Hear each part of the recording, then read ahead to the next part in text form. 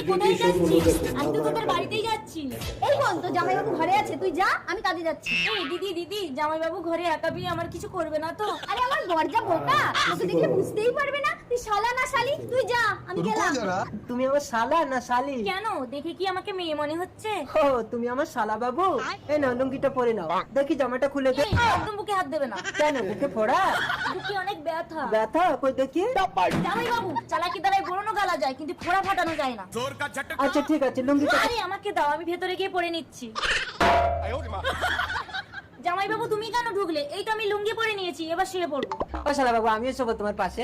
না না না না, আমার বিছানার মতো অভ্যাস আছে, তোমাকে আমার পাশে শুতে হবে না। যাও বাইরে যাও। শালা বাবু বিছানায় মতে, তার মানে আমার বিছানা ভিজিয়ে ফেলবি।